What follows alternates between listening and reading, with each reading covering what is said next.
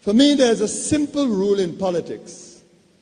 Never, ever be surprised by what happens in politics. The face of truth is open. The eyes of truth are bright. The lips of truth are ever closed. The head of truth is upright. The breast of truth stands forward. The gaze of truth is straight. Truth has neither fear nor doubt. Truth has patience to wait. The words of truth are touching. The voice of truth is deep. The law of truth is simple. All you sow, you reap. The soul of truth is flaming. The heart of truth is warm. The mind of truth is clear and firm through rain and storm. Facts are only its shadow. Truth stands above all sin. Great be the battle of life. Truth in the end shall win. The image of truth is the cross. Wisdom's message is its rod. The sign of truth is Christ, and the soul of truth is God. Life of truth is eternal. Immortal is its past. Power of truth shall endure. Truth shall hold to the last. I don't have to tell you things are bad. Everybody knows things are bad. It's a depression. Everybody's out of work or scared of losing their job. The dollar buys a nickel's worth. Banks are going bust. Shopkeepers keep a gun under the counter. Punks are running wild in the street, and there's nobody anywhere who seems to know what to do, and there's no end to it. We know the air is unfit to breathe. Our food is unfit to eat. We sit watching our TVs while some local newscaster tells us that today we had 15 homicides and 63 violent crimes, as if that's the way it's supposed to be. We know things are bad, worse than bad. They're crazy. It's like everything everywhere is going crazy, so we don't go out anymore. We sit in the house, and slowly the world we're living in is getting smaller, and all we say is, please, at least leave us alone in our living room. Let me have my toaster and my TV and my steel-belted radios, and I won't say anything. Just leave us alone. Well, I'm not going to leave you alone. I want you to get mad. I don't want you to protest. I don't want you to riot. I don't want you to write to your congressman because I wouldn't know what to tell you to write. I don't know what to do about the depression and the inflation and the Russians and the crying in the street. All I know is that first, you've got to get mad. You've got to say, I'm a human being. God damn it. My life has value.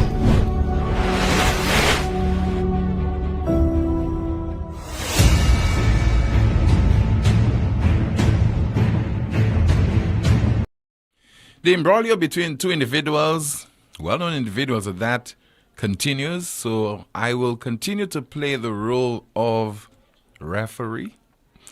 And also coming up on the broadcast, the opening of the National Housing Corporation headquarters on Chaussee Road.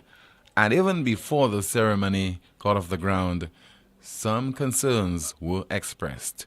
All that and more between now and 2 o'clock this afternoon.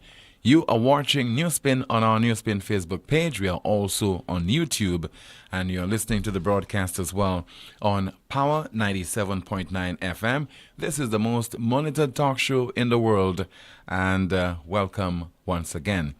During the course of the broadcast, Kimani will be going through some of your comments in the chat room and your calls. We are still limited to the use of 716-2026, WhatsApp calls and messages, 716-2026.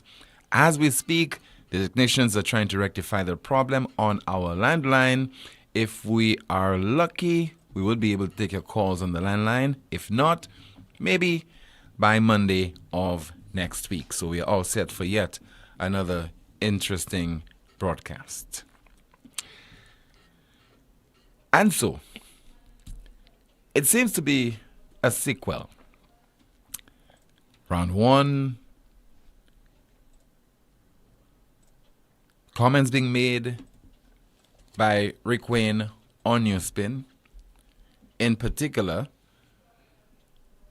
taking the Prime Minister of St. Lucia to task for his now infamous short and tall reference.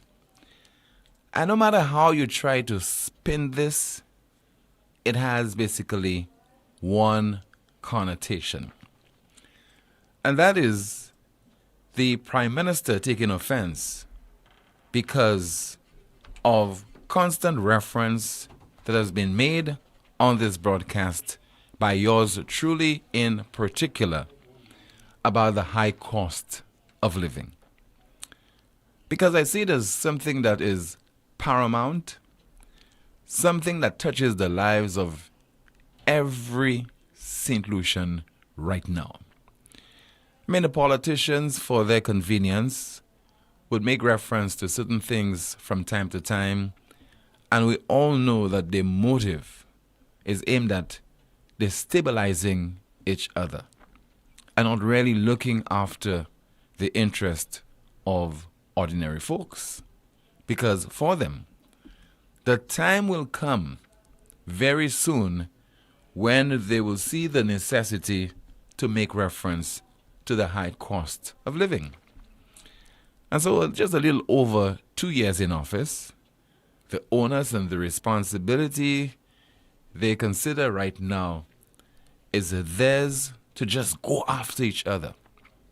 They try to destroy each other and to play with the minds of the electors. They are doing it, and also the hacks, supporters are doing it via social media. In the meantime, what is happening to you as an individual struggling to pay your bills, water, electricity, struggling to find the money to send your children to school and to finance extracurricular activities, to pay lessons? You need extra money. In the meantime, the government is imposing taxes on you. Basically, the government is deciding to increase VAT. So imagine one administration decides that there is need to reduce VAT from 15% to 12.5%, a 2.5% reduction. And a new administration comes into office on the premise of making life a lot more better for you and also putting you first. But in the process of putting you first, imposing a 2.5% levy on you to finance health and security. In the process, you have a domino effect. So Digicel increases its services by 2.5%.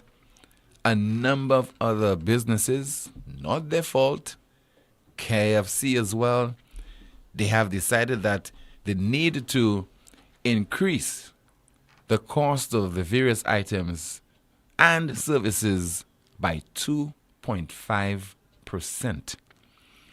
Even people are importing vehicles into the country, 2.5%. So for me, this is an issue that is worthy of focus and attention on a daily basis. So the Prime Minister, feeling pestered at a town hall meeting, said that those tall and short, making reference to the high cost of living. And in this particular case, tall and short meaning what? This is disparaging. This is trying to belittle. This is insulting. That's what it is.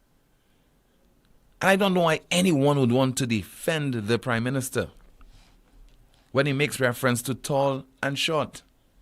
I don't know anyone who would want to defend the Prime Minister when he makes reference to, and his words, an old lady who can barely walk was in a march. When in his wisdom, he saw the necessity when he was assigning portfolios to the various ministers to also assign a portfolio called Elderly Affairs. So, Moses Jean-Baptiste is minister with responsibility for elderly affairs. But the elderly, if you can barely walk, you ought not to participate in a march that was organized by the opposition. What hypocrisy. So the elderly, you should be only supportive of the St. Lucia Labour Party and by extension, the government of St. Lucia. If you participate in a march, you run the risk of being insulted by no other than the Prime Minister of this country. And where does it take place? Not on the Castries market steps. And it would still not be appropriate. Not on the Castries market steps. It takes place in the Parliament, where you're supposed to be discussing serious business, matters pertaining to the nation. So how do you get the time to make reference to an old lady who can barely walk participating in a march? So on account of this, Rick did address that issue and made reference to the only difference with the statement that was made by the speaker on his talk show was that instead of tall and short, the speaker used giant and dwarf and injected bazooka. In the case of the Prime Minister, he just used tall and short. Of course, that drew the ire of the host of Can I Help You? Now, I am not injecting myself into this imbroglio involving Rick Wynne and the Castries Central MP. As the host of NewsSpin, I'm merely observing and also facilitating the discussion that is taking place. Not that I believe that it is even warranted. Because when you consider what is happening in our country right now, I mean, we just recorded another homicide number 65, I'm told. And we'll be hearing from the police in just a moment. When you're facing the high cost of living, when you don't know, when you step out of your homes, whether you'll be able to return, because you could be shot, injured if you're lucky, or you could be killed, whether deliberately or mistakenly. Anything right now is possible because we are just not focused on the right things. We are just, existing in a kind of helter-skelter kind of environment. That's what we are going through right now. When things that are important, especially if they do not garner votes and political support, those things are ignored. You think to the ordinary man in the street right now, they care about a war of words between Rick Wayne and Richard Frederick. But that's what's happening right now in our country. And it is unacceptable. I think it's being used as a smoke screen, probably to remove our focus and attention for what is really important. So last week, of course, the host of Can I Help You did say that, he would bury this whole thing.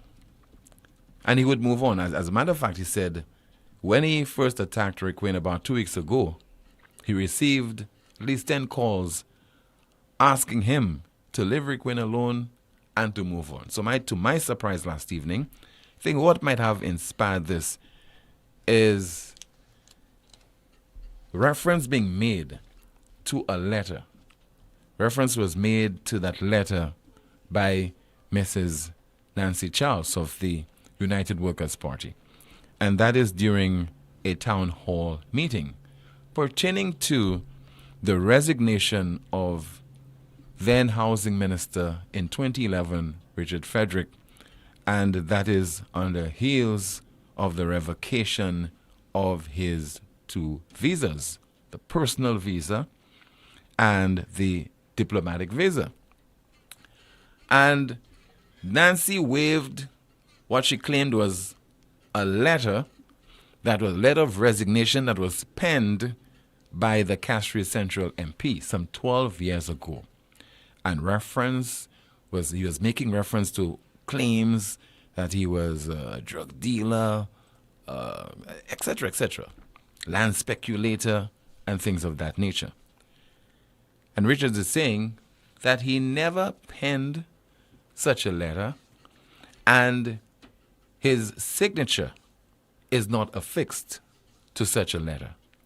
So momentarily, we will be hearing from him, and also I will be going through a particular article. So please bear with me as we hear the contribution that was made on his program last evening. That is MP for Castries Central and Housing Minister Richard Frederick. When I lost my visa, I had a meeting. My first meeting was with Stevenson King, who was Prime Minister then, and Ezekiel Joseph at the Prime Minister's official residence. I was then a Minister of Government. They asked me why I thought my visas were revoked. And I used one word. I said propaganda. Ezekiel even asked me, and I'm sure he remembers that, if I'm not sure there is something that I had done before I was a Minister of Government. I said to him, my exact words to him were, I swear on my life. Those were my exact words to him. I told him, I swear on my life, I have done nothing more than what the average man has done in his life. Nothing more than that. Laundered money, no way.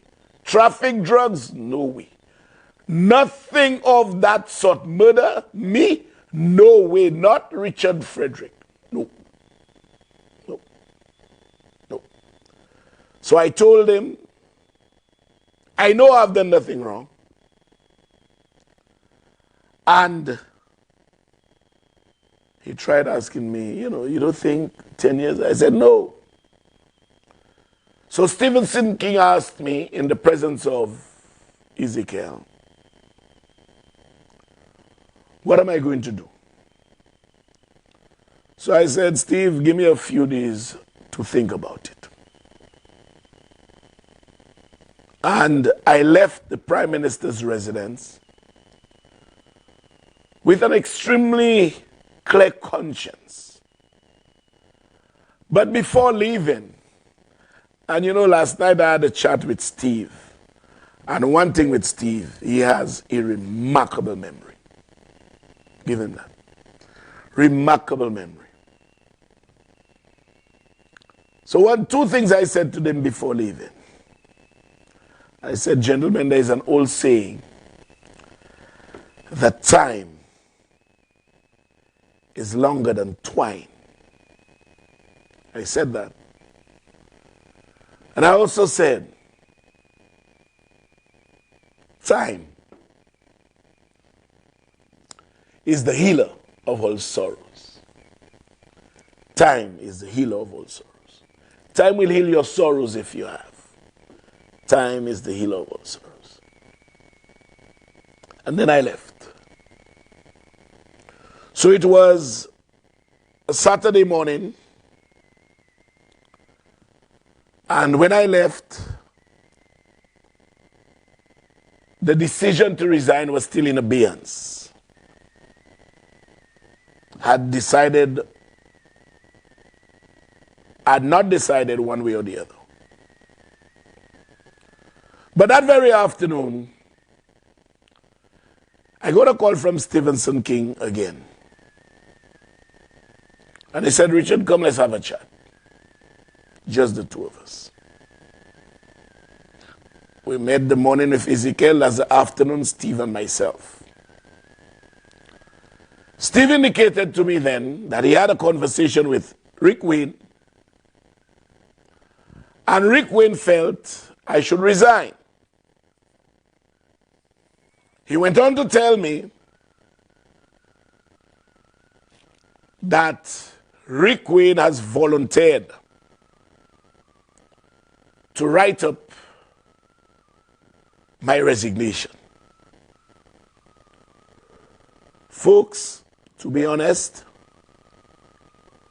I knew that Rick Wayne was an opportunistic creature in being.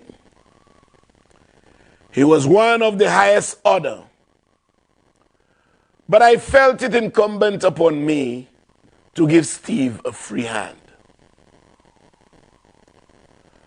And I wanted to give Steve whatever comfort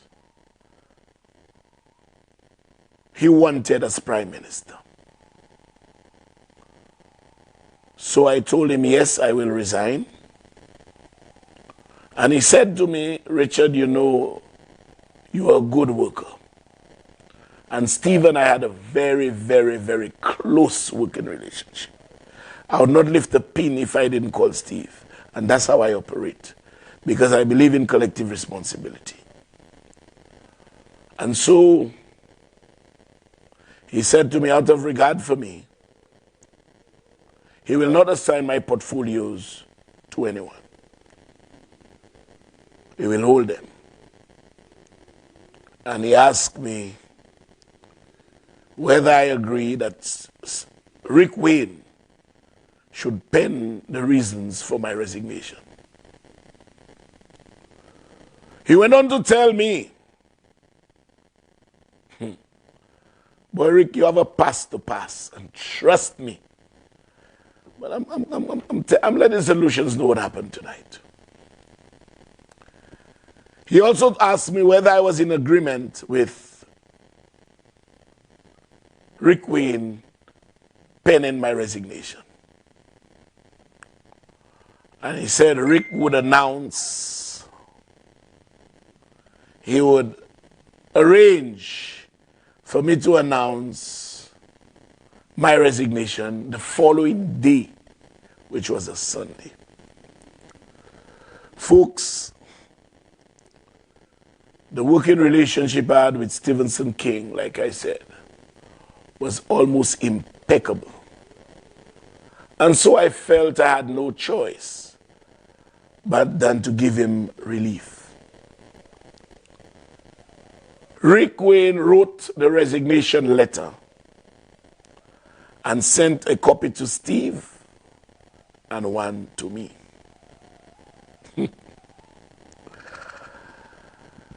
When I saw the letter, I said, I am not signing that. I am not subscribing to the contents of that letter.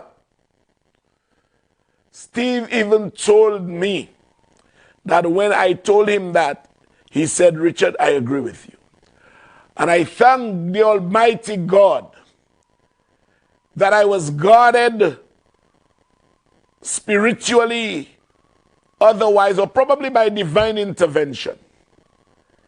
That notwithstanding the little respect I had for Rick Wayne, I was always suspicious about his motive. So I said, I am not signing that.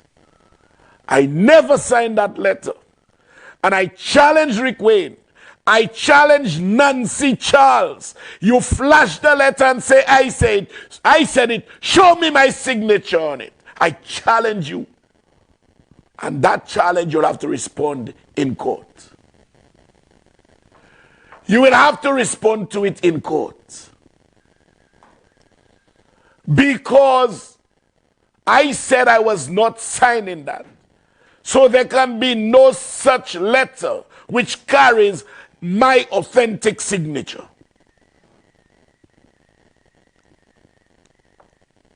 You hear me? Never signed. Castries Central MP and Housing Minister Richard Frederick speaking last evening on his program, Can I Help You? Now, with regard to what the MP is making reference to, that letter, I suspect he is making reference to an address to the nation in which he announced his resignation. And probably that address was written by Rick Wayne. So I don't know anything about a letter of resignation. I know about the MP then in 2011 reading an address to the nation in which he announced his resignation would take effect the following day. So that address was on a Sunday evening, I remember clearly, and the resignation took effect the following day. And I remember clearly because I was then the news director at Choice Television, and that address was delivered on that TV station. Now, there was a review of that address in the Star newspaper by the then editor Nicole MacDonald. And the date of that review, that article which appeared in the Star, September the 25th of 2011. The headline was, Richard Frederick Resigns. So I'll read you part of that review. And the review is quoting the MP verbatim. And it says, quote, that's part of the review. And as Mr. Richard Frederick is being quoted there. It is no secret that from the moment I declared my candidacy in 2006 in the Castries Central by-election, I was vilified, he said. Quote, leading members of the opposition took vicious aim at me. The snipers included a sitting attorney general, who was also my opponent for the Castries Central seat, a QC, who not only a frontline member of the opposition party, but also president of the Senate. All of them were well schooled in the devious practice of using words as weapons for the destruction of reputations. Ever so careful to avoid court action, these lawyers cleverly insinuated that I was a money launderer, a woman batterer, a thief, a criminal, an unscrupulous land speculator, a drug trafficker, among other ills. They even whispered that I was involved in a murder under investigation by Scotland Yard. The departing minister noted that even several years after the smear campaign, his accusers have offered no evidence of what they had said. That's part of the review of his address to the nation on Choice Television. And once again, as part of an article penned by Nicole MacDonald, appeared in the Star newspaper of September 25th, 2011. So the housing minister, the MP for Castries Central, in his address did make reference to accusations and insinuations that were made about him that affected his reputation. Again, I'm reading and I'm quoting him. Ever so careful to avoid court action, these lawyers cleverly insinuated that I was a money launderer, a woman batterer, a thief, a criminal, an unscrupulous land speculator, a drug trafficker, among other ills. They even whispered that I was involved in a murder under investigation by Scotland Yard. End of quote. And so the battle continues between those two individuals. I'm referring there to Richard Frederick and Rick Wayne. I really don't understand this. I don't know the genesis of this verbal fight that is currently ongoing. And knowing the nature of the two individuals, it appears that the bloodbath, the bloodletting, the war of words, the imbroglio will continue. But I hope it does not serve as a distraction, because we have so many other things to focus on. Still to come on the program, the opening of the headquarters of the National Housing Corporation on Chaussee Road. We'll be hearing from Housing Minister Richard Frederick. And also there's been complaints because in the process of that hosting that ceremony, part of the Chaussee Road adjacent to the headquarters of the NHC had to be blocked off, and this resulted in a backlog of vehicular traffic, and so we've had some complaints. All that and more coming up on NewsSpin as you continue to watch on our NewsSpin Facebook page as well as YouTube and listen on Power 97.9 FM. It all started with a penny. For over 85 years, we have invested in our farmers, fishermen, people, and our country.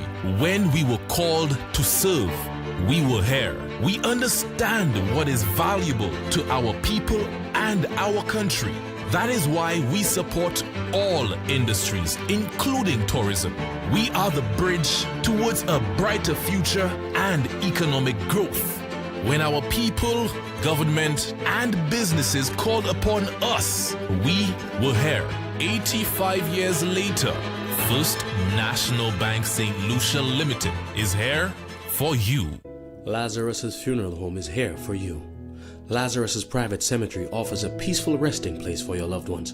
With tranquil settings, visitation, and reflection, we believe in the compassionate care of all our departed loved ones. Lazarus's Private Cemetery, let us help you create a final resting place. Make it special. Make it Lazarus's Funeral Home, your friend in a time of need.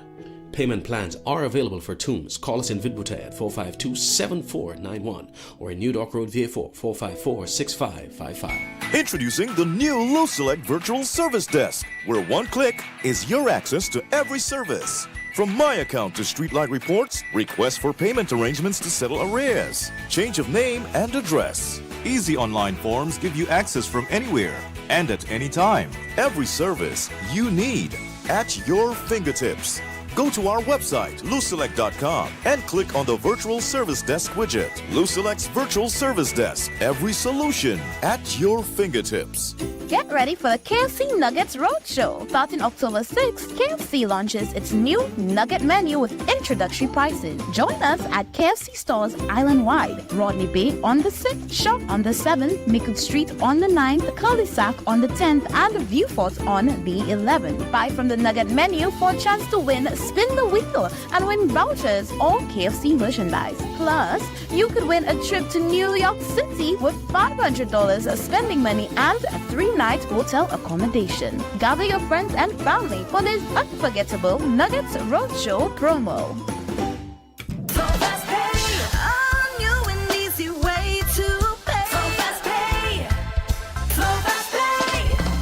You asked for it and you got it. A quicker way to pay your bills online. It's fast, secure, and easy to use. No registration, no additional fees. Flow is now offering FastPay, an online service that allows you to settle your bills in less than 2 minutes. Need a receipt? FastPay will send it to your email immediately. Use FastPay now for convenience, safety, and efficiency at discoverflow.co/fastpay.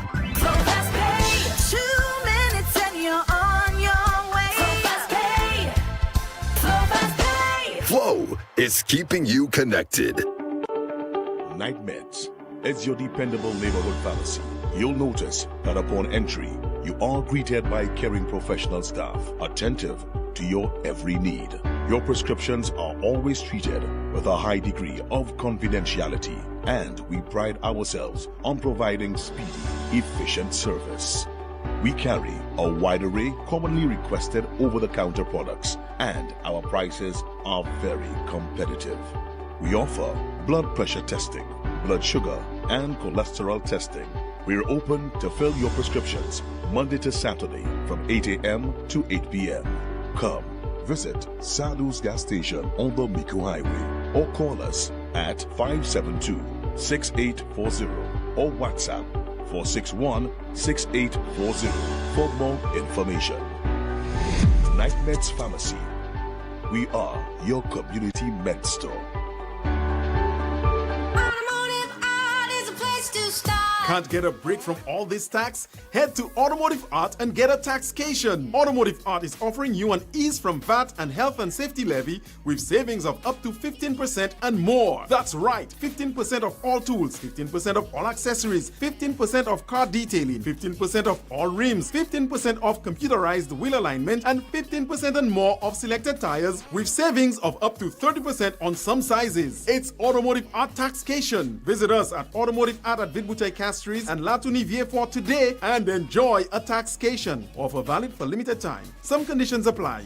See stores for details.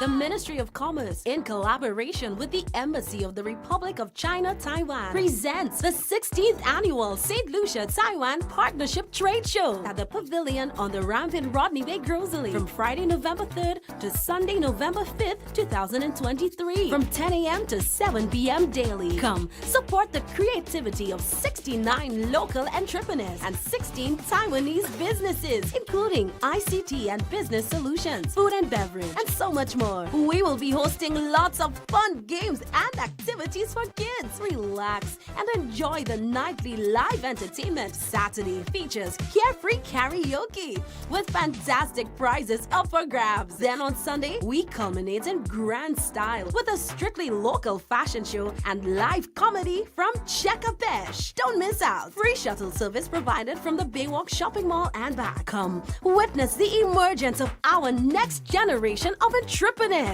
It's coming. The brunch of the century. Welcome to Sunburnt. Sunday, November 26th. Sunburnt. It's coming.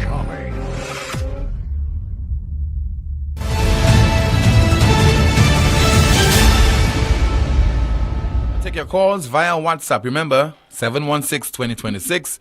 That is 716-2026. We have our first call on line. Hello and good afternoon to you. This is NewsSpin. You're on the air. Tim. Yeah, good afternoon to you. Is that Rick Wayne? Another. I expected you, sir. Good afternoon to you.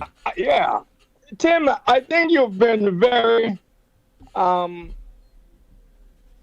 I use the word cheap? With your viewers, or maybe you have your own, I don't know. But that introduction to this topic, I think you denied your listeners, your chat room, etc., and the world a lot. But before I go there, there's a well-known Hebrew saying, and it goes like this: the punishment of a liar is that he is never believed even when he speaks the truth. You got that? Mm-hmm. That's his punishment. I sent you some graphics. Did you get them? You sent me the copy of the Star newspaper. Yeah, that's what I meant by graphic. Yeah. I sent you a copy of the Star newspaper, and I also sent you an article by McDonald, by Nicole McDonald. That was the article of September 25th, 2011. All right, good. Let me say, first of all, Tim, the last thing on my mind was to have ever gotten entangled in any kind of hare-kase with Richard Fedrick. Richard Fedrick, when he was going to announce his entry into the political fray in 2006, I think it was, yeah, interrupted a talk.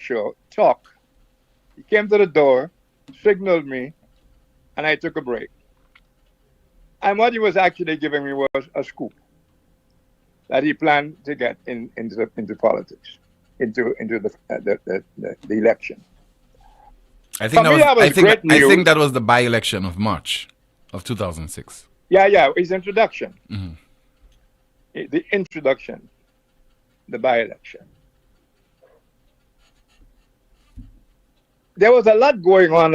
I don't want to waste the time in giving all the details, but that'll do. That he started off, his first kick was he came to me. And from that point on, you will not find a single article in the Star, not one, that was not promotional of Richard Frederick. You get me? Mm-hmm. They are all there, available between August 2011 and December 2011, when they had the by-election. I don't know what the hell. Let me go a little further. I had a call on Tuesday evening, Tim. I was half asleep, watching Netflix and falling asleep. And I got a call from a guy called Didas Spade. I think most people would know who Didas Spade is. But nevertheless, I've known Didas Spade for quite a while. And he said to me, Rick, why did you give a letter you wrote to Nancy so she can read at whatever, political whatever? I said, what letter? He said, the letter you wrote about Richard's resignation. I said, what letter? Because I never wrote any letter about Richard's resignation. And I heard you also say in your introduction that Nancy spoke about a letter. I think you should be very careful to make sure she talked about a letter, because I don't think she did. The first I heard that word letter in that thing was from this guy, Didas Spade. But I think I said earlier on that he might have mistaken. I'm referring to Richard Frederick in referencing a letter. I think it was an address, a statement. Well, it was not an address. And let me say this: I was at my house. I'm trying to cut that story short because I never wanted to get involved in any halakhase with Richard Frederick. My attitude, and I have said so publicly on your show and elsewhere, that I think the UWP lost the bloody election because they never took on what Richard and others were saying, but in particular, Richard. I have also said it was not for me to make any kind of comment on what Richard was saying regarding Guy Joseph. For example, that guy offered him a bribe. I've written nothing on that and said nothing on that because I think Guy owes it to himself, the country, and especially his followers to settle whether or not he offered a bribe to Richard Frederick or to Stephenson King. I've said that in your show. So I had no kind of hassle with the guy until his reaction to my statement regarding short and tall. Tim, the visa situation, I first got in the visa situation right after Janine announced on HTS, I think it was September 17th, 2011. And Richard had a show that Friday. And right after the show, he called me to go see Stephenson King with him. At first, I didn't want to. Then I said, I'm a journalist, what the hell? We went in separate cars to Stephenson King's place. And there I found out what had happened. And his remark to me even before that was, you know, the fellas messed me up and they caused the fellas to take my visa. Well, the fellas he's talking about was the Labour Party and, of course, Janine Compton. Still trying to keep that story short. King said he had no idea why Richard Frederick's visa was withdrawn. None. Richard said he had no idea. He thought he's right. He did say, I've done nothing wrong. And that there's an article in the Star headed, I've done nothing wrong, says Richard Frederick, etc. And it's right there. So that part is true. Richard Frederick has always insisted, even recently, I've done nothing wrong. So I said to King, I asked King, are you going to make an announcement? And he was kind of hesitant, boy, what do I say, etc., etc. Then I suggested to him he call one of his diplomats to find out if they knew anything about why Richard's visa was pulled. And he said he would. But the next thing I knew, he announced, and that's in the Star, he announced that he had checked and nothing. He later announced that he got a letter and there was nothing new. All of that's in the Star.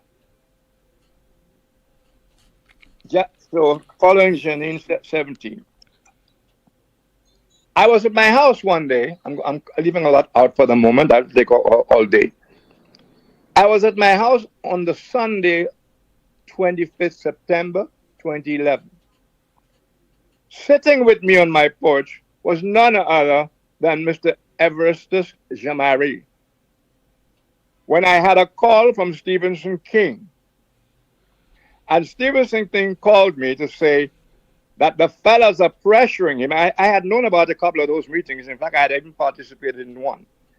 The fellas are pressuring me. I was surprised to hear what he said about Ezekiel, because Ezekiel was one of those at the table at a meeting. I know all the names were there, pressuring King to get not just Richard, but also Rufus to step down. I think Rufus was sick at the time, etc. But there was no decision. I left, nothing more than that, until that morning where I'm sitting with Everest on my post and I get the call from King. And he's called me, Tim, to tell me the fellas are pressuring him. He has no choice. He'd been through that palace school thing already. He doesn't want to go through that again. So he's going to, that same day, he was going to announce that he's firing Richard Frederick. And right there in the presence, I'm calling his name again, Everett Jamari, I pleaded with King to let the man resign instead. And he agreed. I'm not even going to tell you what was Everett's attitude. I'll leave that alone. I typed up a speech. It wasn't a letter. It was an 8-page speech. And if you read that, you will not find one line that is not flattering, that does not make Richard Frederick a martyr. Not one word out of line. That's why I think you're unfair to your listeners, because it would have only taken you at most 5 minutes to read the whole article. Not one word that was not absolutely supportive of and the reference to the and you read it, and I want to read it again.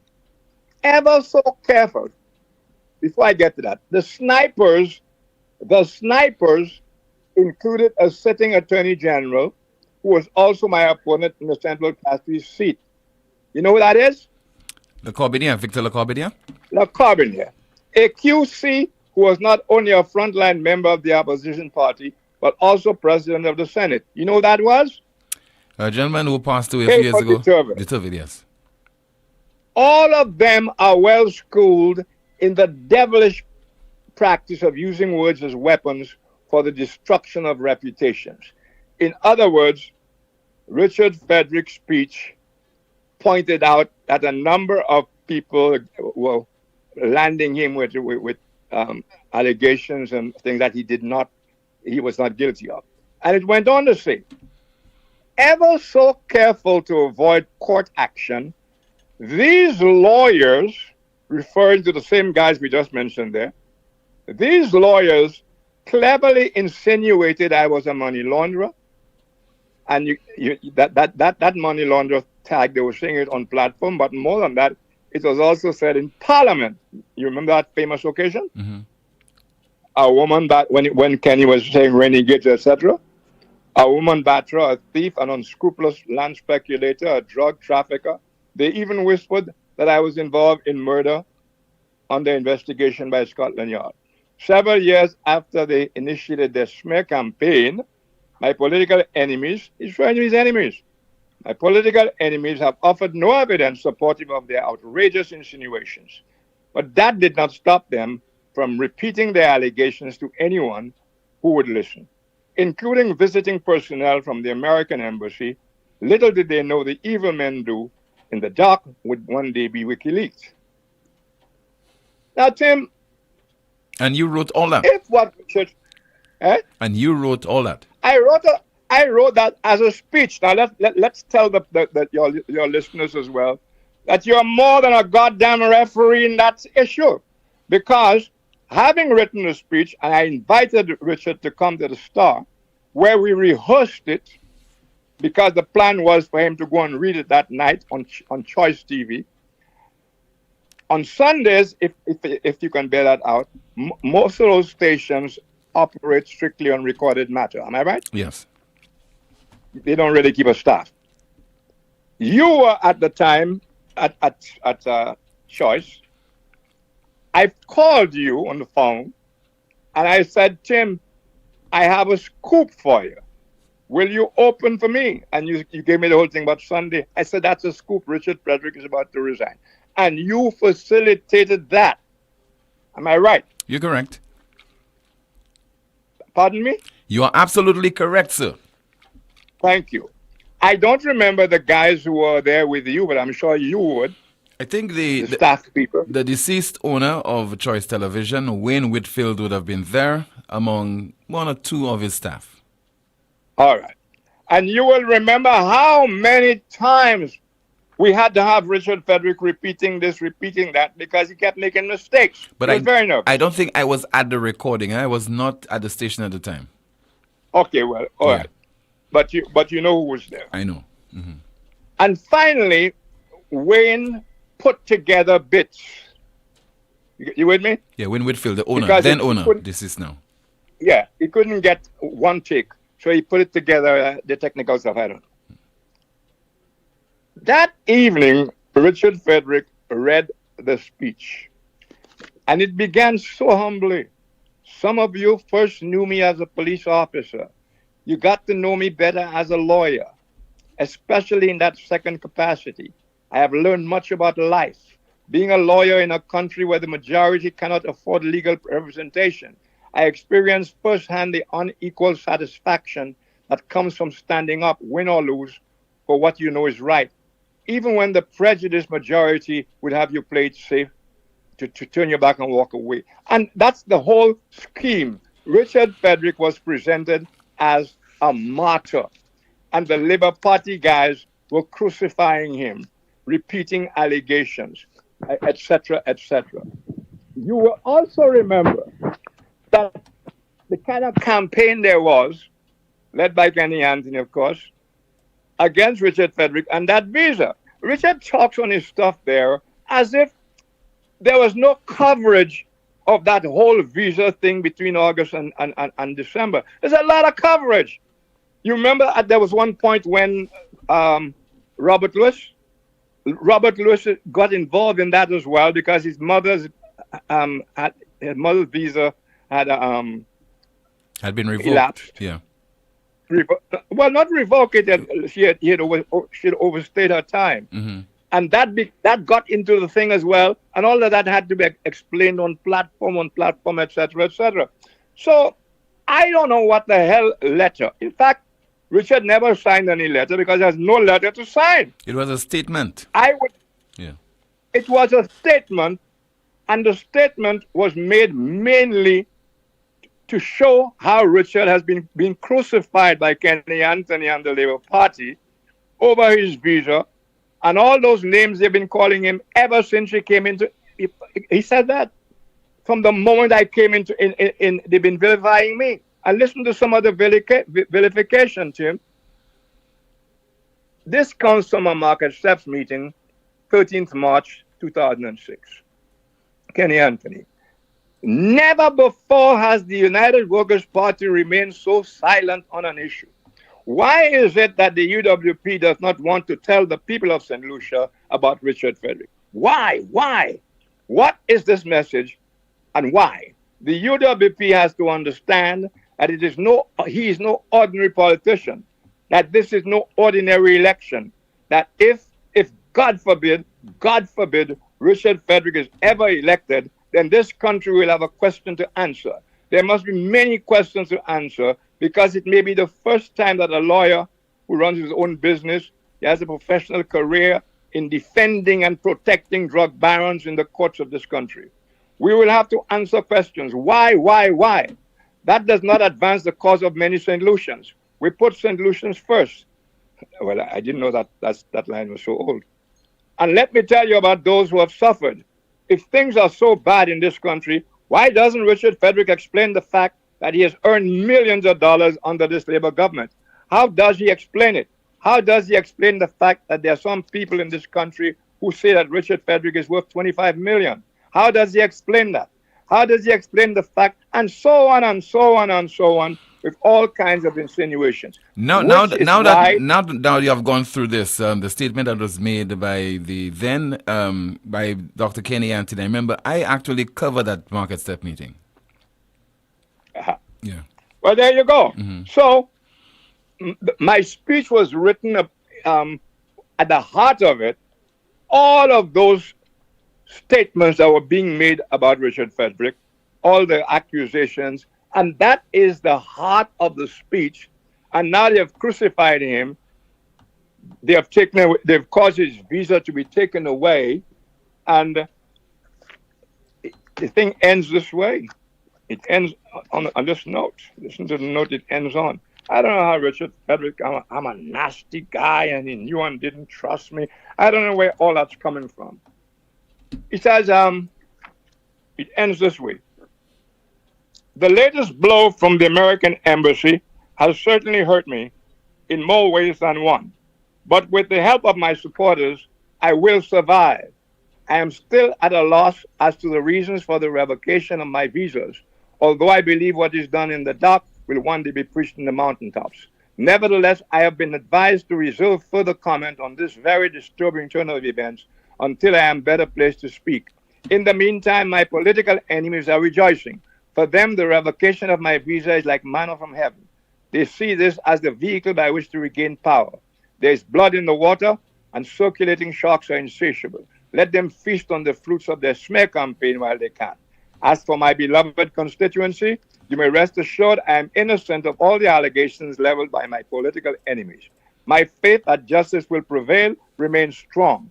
Again, I thank you for your support and pledge to continue serving you for as long as you want my services. In the meantime, and to spare my colleagues further distractions from their important work on behalf of the nation during these especially difficult times.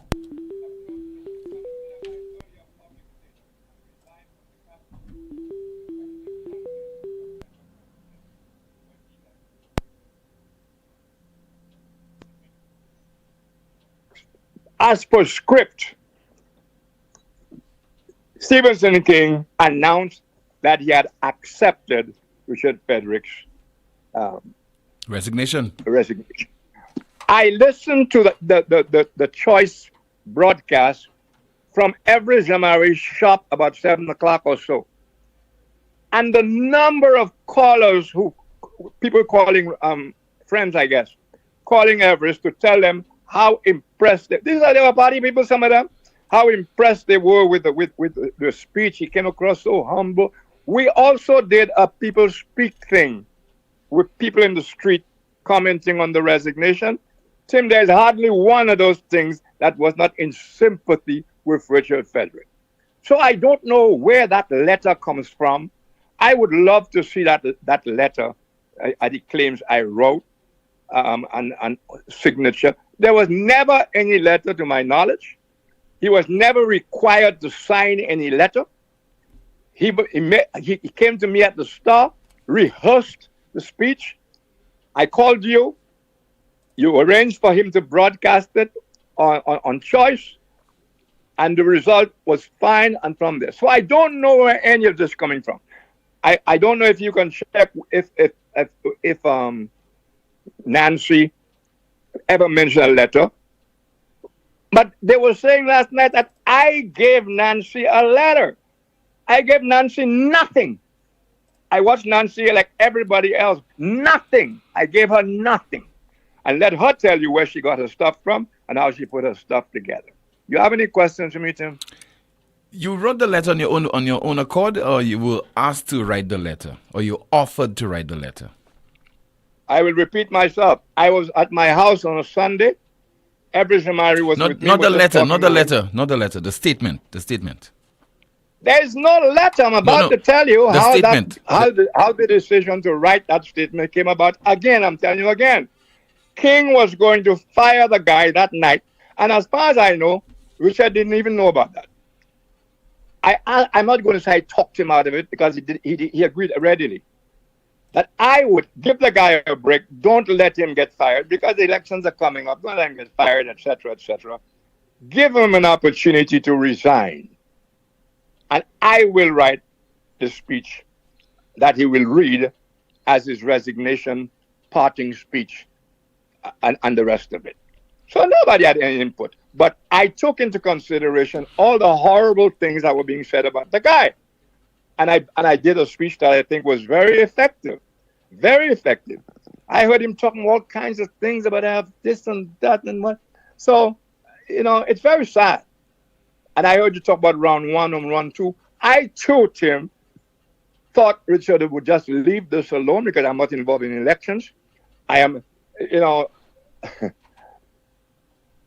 I don't want to go into matters that are not relevant to this here, but I have already said to you my attitude to his war with Chasney and Guy. Die my business. Those people have to do their own thing. What I know about it, what I would have said about it, is another story. But I chose not to be involved. And I would not be involved right now with any kind of exchanges with Richard Frederick had he kept his word and let the whole thing drop. I have not called you to say one thing even about that exchange, have I? No, you haven't. Nothing. So I was amazed. So I'm thinking, I don't know what triggered that off. I repeat, Nancy received nothing from me. I wish you'd call at least to clarify that, and maybe to even tell you where she did. There was no resignation letter. Frederick was never required to sign any letter, because as far as I knew, letters that did not exist. I was only interested in an effective announcement of his resignation, at the same time telling his people that the Labour Party had crucified him and finally had succeeded in getting his visa away. So I don't know where any of that is coming from. 12 years later, you regret getting involved in this? No, I'm a journalist, man. I'm a writer and everything else, and I'm, of course, I don't regret it. What I regret is that I don't know what it is that requires Richard to do that. And if Richard is lying about something so simple, because if Nancy had continued reading past where she stopped, it would have been clear, Tim. If Nancy had stopped reading, for example, ever so careful to avoid court action, these lawyers cleverly insinuated I was a money launderer, a woman batterer, a thief, an unscrupulous land speculator, drug trafficker. They even whispered that I was involved in a murder in that Scotland Yard, etc. If she had continued reading, what would follow is, several years after they initiated their smear campaign, my political enemies have offered no evidence supportive of their outrageous insinuations. But that did not stop them from repeating their allegations to anyone. She didn't read any of that. Nancy's a politician, or maybe she didn't even know it. So let me ask you, therefore... And by the way, Richard read that whole speech. So he did not take exception or objection to the contents of that address in the first place, because he read it in its entirety. Well, that is correct. But what would you take exception to? That I made him look a martyr, that he was a good guy, that people took advantage of him, to tell lies. That's what he's talking about. It's because it shows you how much. It's because he said on his program that he just would not sign what he described then as a letter. Because he made out. Because there you go again. Richard invented in his mind, I think based on Nancy's thing. We have those little interruptions, so we'd like to apologize to you. Let's see if we can rectify it, and then we'll conclude our discussion there with Rick. Word for word, and that was recorded and heard by the whole country. He read the speech. The speech that he doesn't seem to remember that, but that's the only thing I ever wrote in reference to Richard Frederick's resignation. Okay, so that's the end. That's the end of the issue between you and Richard, as far as this exchange of words, It has always depended on Richard Frederick. It has always depended on Richard Frederick. What is ironic, and if I were to guess, what has motivated that, I think Richard probably has a problem with reality, plus where he's sitting and the people he's sitting with, who are the worst attackers on his reputation, who were the ones who, when Richard Frederick got into problems with the customs over his cars, remember that? Yes. You know what the government told the American people? That they suspected those cars were involved in money laundering. That's how it started, Tim. So, of course, I don't plan to pursue this, but I will answer anytime I'm attacked. I will answer. All right, Rick. Thank you so much. Thank you for that clarification. Okay. You are watching NewsSpin on our NewsSpin Facebook page. We are also on YouTube, and you're listening to the broadcast on Power 97.9 FM. We are due for a break, and what is also long overdue, your contribution when we come back, 716-2026, 716-2026, your WhatsApp calls and messages.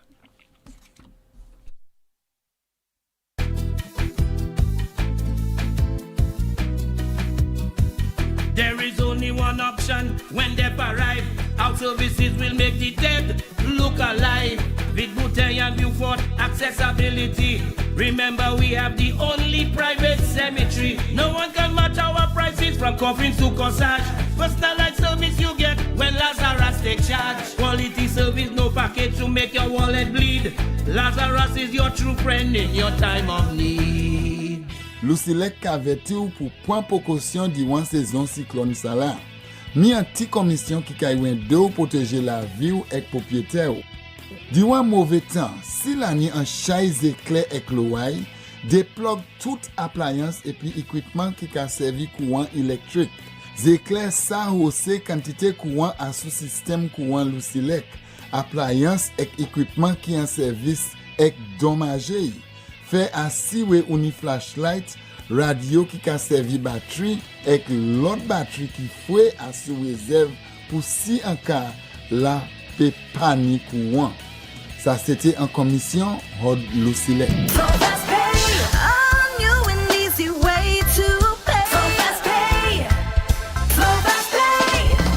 You asked for it and you got it. A quicker way to pay your bills online. It's fast, secure, and easy to use. No registration, no additional fees. Flow is now offering FastPay, an online service that allows you to settle your bills in less than 2 minutes. Need a receipt? FastPay will send it to your email immediately. Use FastPay now for convenience, safety, and efficiency at discoverflow.co/fastpay.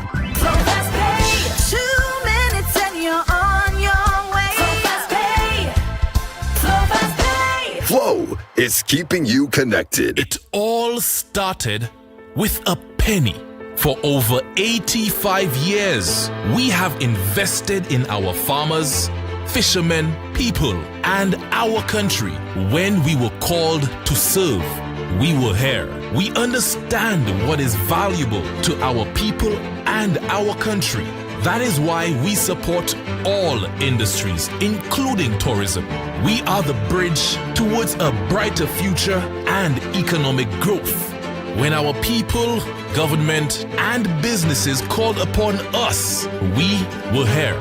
85 years later, First National Bank St. Lucia Limited is here for you. Get ready for the KFC Nuggets Roadshow. Starting October 6th, KFC launches its new Nugget menu with introductory prices. Join us at KFC stores island-wide. Rodney Bay on the 6th, Shop on the 7th, Mickle Street on the 9th, Cul-de-sac on the 10th, and View Fort on the 11th. Buy from the Nugget menu for a chance to win Spin the Wheel and win vouchers or KFC merchandise. Plus, you could win a trip to New York City with $500 of spending money and a 3-night hotel accommodation. Gather your friends and family for this unforgettable Nuggets Roadshow promo. French Connection, your power weekend party. Mixing, remixing, and refixing with the baddest DJs from the French Caribbean. Any man where you snap, make sure you're something when go out and the parts like Tony and no food when you see them when not. Jamaica, watch your balance as I smoke up and drink up. We going to party tonight, yeah. We going to party tonight, yeah. French Connection on Power 97.9 FM.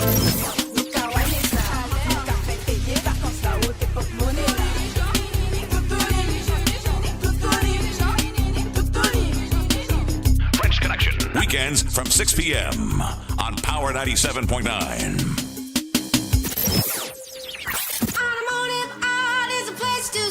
Can't get a break from all this tax? Head to Automotive Art and get a taxcation. Automotive Art is offering you an ease from VAT and health and safety levy with savings of up to 15% and more. That's right, 15% of all tools, 15% of all accessories, 15% of car detailing, 15% of all rims, 15% of computerized wheel alignment, and 15% and more of selected tires with savings of up to 30% on some sizes. It's Automotive Art Taxcation. Visit us at Automotive Art at Vidbouteille Castries and La Tunivier for today and enjoy a taxcation. Offer valid for limited time. Some conditions apply.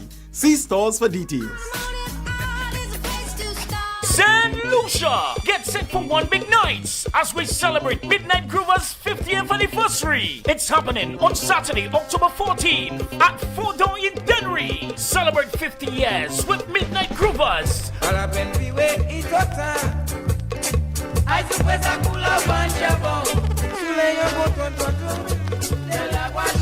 Also featuring the Secret Solo Band, Prosper, General Bates, Ali Katz, Mishak, and your 2023 Soca Monarch King, Imran Nerdy. Music by DJ Cleus, DJ Camo, and Ronnie Dread. Early bird tickets cost $75. Regular, $100. You pay more at the door. Get your tickets over at Steve's Barbershop in Castries, Anthony's Jewelers, all the sell outlets, the Shelter Bar over in Babano, Falco's Bar in Richford Dennery, Plants Place in Dennery, and Simai's Distributors in Latuni View Fort. Sponsored by Blue Waters, First National Bank, Little House in the Woods, Courtesy Taxi and Tours, BB Rum, MBC Real FM, Hot 7 TV, Liberty FM and TV, powered by Root Boy and endorsed by the Folk Research Center. Saturday, October 14th, Midnight Groover's 50th anniversary inside Four Door in Dennery. Make this your lime. Get your tickets.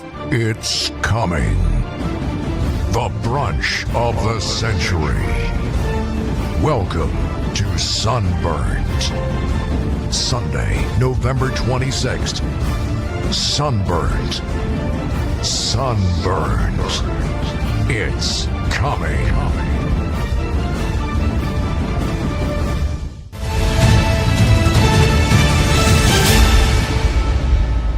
It's as if you do not exist. Good afternoon to you, Kimani. What is happening in the chat room?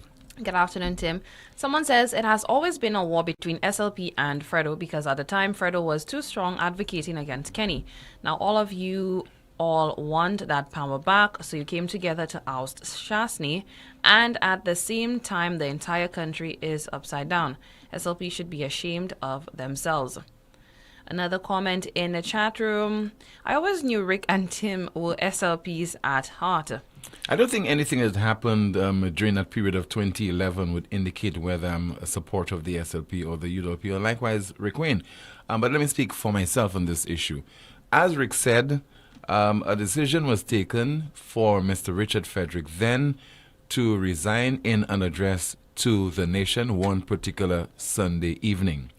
And as Rick said, he called me so that I could have facilitated this. Now, which news director would not have wanted this statement to be aired on their television station? So I gladly said yes, and I facilitated it. And that's the extent of my involvement in that particular matter.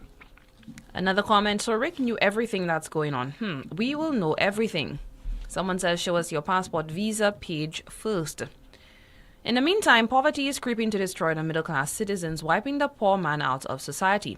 This has to be a great concern for the people of this country, because when the middle-class citizens of a country who are the big spenders and greatest contributors to the country's economy, and the government insists on implementing high taxes, that will take those persons' spending powers that is supposed to boost the economy of this country. Another comment, why would anyone boast that this Labour government is doing good when crime is totally out of control? Our roads are a mess, our healthcare is a disaster. We pay the most for gas than any other country in the OECS. The Labour Party made lots of noise about the gas surcharge, so why is that tax still there? And let me take the opportunity now to play your clip. And it features Corporal Vidal reporting on the island's latest homicide. Gillian Lubin, the island's latest victim of a homicide. This brings to 65 the homicides recorded so far for this year in St. Lucia. On Friday, October 6, 2023, about 8:50 a.m., officers attached to the Dennery police station received and responded to a report regarding the discovery of a body at Ansconot, Dennery. Upon arrival at the scene, the investigators came across a motor vehicle parked along the Ansconot Road. An examination of the vehicle led to the discovery of an unresponsive and motionless body of a male individual. The investigators also observed an apparent wound to the head of the victim. Emergency medical technicians from the St. Lucia Fire Service also responded to the report. The technicians attended to the victim, who was subsequently pronounced dead on the scene by a medical practitioner.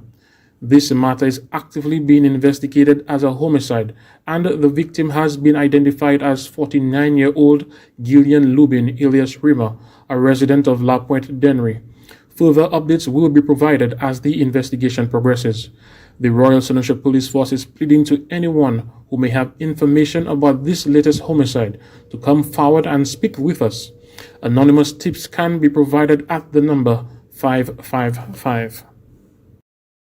Has recorded yet another homicide, bringing to 65, I think 65, the number of homicides recorded so far for this. In a moment, I'll be turning my attention to your calls. We also have a press release I'll be going through, and yet another press release, this time coming from the NWU.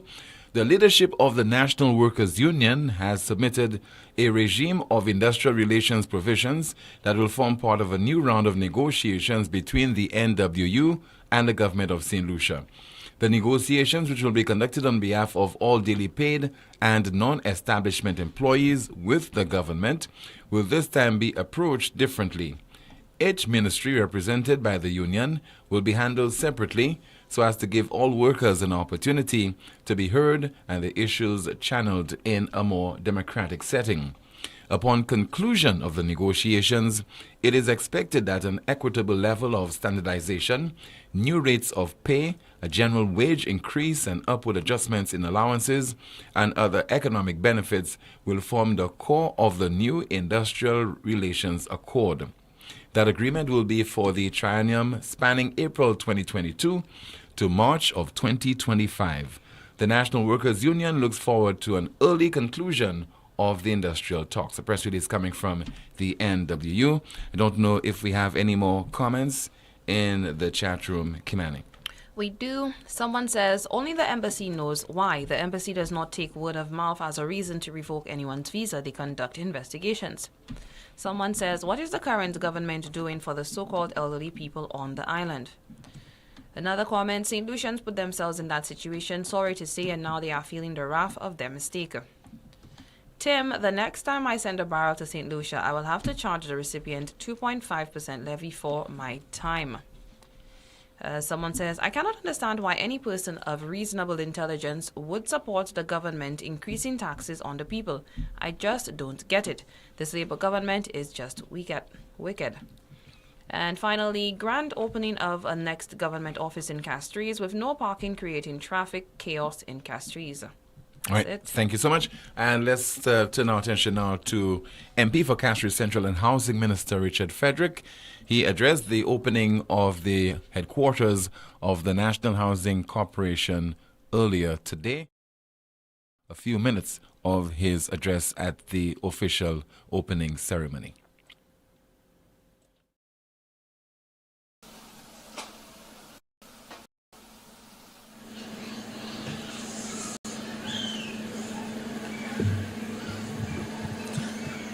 Morning, everybody. Wait. Lisa, where the eats? I suspect you need to give them something to eat. Morning, everybody. Yes, man. I want to ensure you all are alive and well.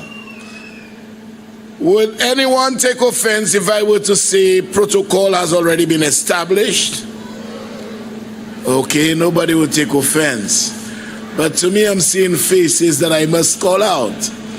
I feel the compunction to do so. I see my chairman there. I see Michael Landers there. I see my man Fez there. I see my attaché there. I see my minister colleague of health there. I see the lady of my life, who's my researcher, my lover, my partner, Daniel, in whom I'm well pleased. I see Joachim, of course, Virginia, Sidonia, my PS. Hey, how you hiding so, man? You have to come out, you know, Gibo, because we're going after him next elections. And of course, Leo is in the crowd, and the pastor, and all the others. Another one there, hold on. The pastors are here today. Good day to each and every person. I first want to apologize for the absence of the Honorable Prime Minister, who is the head Prime Minister on climate change in CARICOM. They are convening in Grenada as we speak, preparing for a meeting on climate change in Saudi Arabia later this year. And I'm sure all of you would know by now, it has been in the public domain, that the difficulty, the predicament which we are now confronted with in terms of the possibility of losing our World Heritage status is of utmost importance. And so St. Lucia will be doing battle with the committee of UNESCO sometime later this year. We need to pray for the best.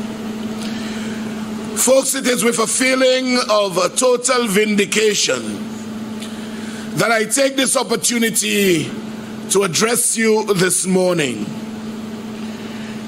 It was only 2 years ago when this was just a dream. A dream that I told myself as I internalize must see materialization before the end of the term of this government.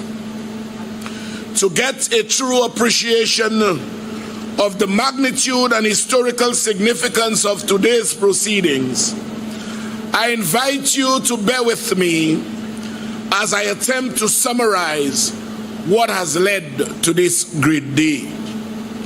The St. Lucia Housing Corporation, as it was then called, was formed in 1966.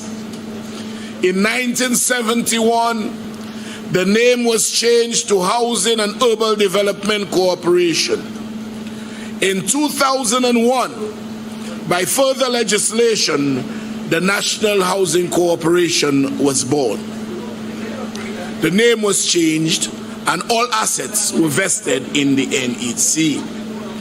From 1966 or even before, but at the very least for the last 57 years, St. Lucia Housing Corporation, HUDC and NHC had been renting premises and never owned their own home. Notwithstanding that the primary purpose of this organization is to assist our citizens assist the housing landscape with much needed affordable housing, develop and sell service lots and the like, generally empowering our people. But sadly, as they empowered thousands of St. Lucians, NHC never empowered itself. The organization over the years has sold land and in many cases house and land to thousands and thousands of St. Lucians, but it never had a place to call home. NHC has spent millions and millions of dollars in rent over the last 57 years. And today's proceedings will see an end to this rental expense, which appeared to have been in perpetuity. In 2006, December that is, I took the oath as a minister of government assigned to this very portfolio. Although at the time I listened to NHC's story, I manifested an intention to get them out of their misery of not owning a home. You just heard there from the island's housing minister and MP for Castries Central, speaking earlier today during the opening of the NHC's headquarters on Chaussee Road. Now, this necessitated the placement of a stage to facilitate the ceremony and also entertainment, but also this resulted as a result in a backlog of traffic during the early morning of today, the earlier part, of today, this morning, of course. And many people complained about this, including a particular young lady. Listen and watch. People who have children, please, let's try carpooling. I don't know. You can maybe go back to remote learning. The shift system might work again. I don't know, but like, yo, there's no reason why I am still by the entry post school half an hour after I left my house, y'all. Look, the entry post school there. Look me here. Anybody who knows where I live knows. Look, the entry post school, y'all. AP, look me. Half an hour. Look the school. Look me. I working from the car today. It's so bad. The children can't even get to school. You look at the children, they walk in. Y'all, what's that? I mean, like, honestly, like, send the children back home. I just feel like, I mean, an extra week of summer not going good nobody. Like, what's that? The road one way. You coming down the one-way road in the wrong direction because you don't read the sign. You don't see nobody else not following you. Now traffic must stall. Don't you have one way in, one way out. Now you messing up the one way out. Now everybody have to wait for you. Like, what's that, y'all? What's that? Jesus, please help. Help. Oh, my God. Traffic is the best birth control. Jesus. The traffic congestion earlier today, complaint coming from a particular young lady. In a moment, I'll be referring to you, Kimani, because you'll have to go through some of the final comments in the chat room. Let me see if I could go through a press release coming from the Opposition United Workers Party, and that press release reads. Please bear with me. I'm just trying to locate the press release. Let me get it from the commencement. The UWP wishes to state categorically that it did not conduct a poll in the month of August and reassures the public that the documents which Mr. Richard Frederick used on the show to illustrate the outcome of the alleged poll are false and fabricated. Yet again, the SLP continues to demonstrate that they are more focused on playing politics than dealing with the issues that affect the lives and livelihoods of citizens. This dependence by the SLP on using propaganda and disinformation instead of focusing on the pressing issues of the high cost of living, rampant crime, our deteriorating healthcare system, the lack of jobs and corruption in government only makes the situation worse for St. Lucians who are suffering. In what has become customary during his weekly talk show, the housing minister presented fabricated documents and disinformation to yet again confuse and distract the public from the incompetence and maladministration of the SLP government that he serves. Richard Frederick produced 3 pages of a fake poll which he claims was carried out by the UWP in August of this year. The UWP categorically denies carrying out a poll in the month of August. To further substantiate that the poll Richard Frederick referenced was indeed fake, in a section that seems to make recommendations on how the party should deal with Frederick, it refers to the suspicious sale of land in Bannans for $25 a square foot, when compared to land in the CDC, which the same Frederick announced is worth $1,000 a square foot.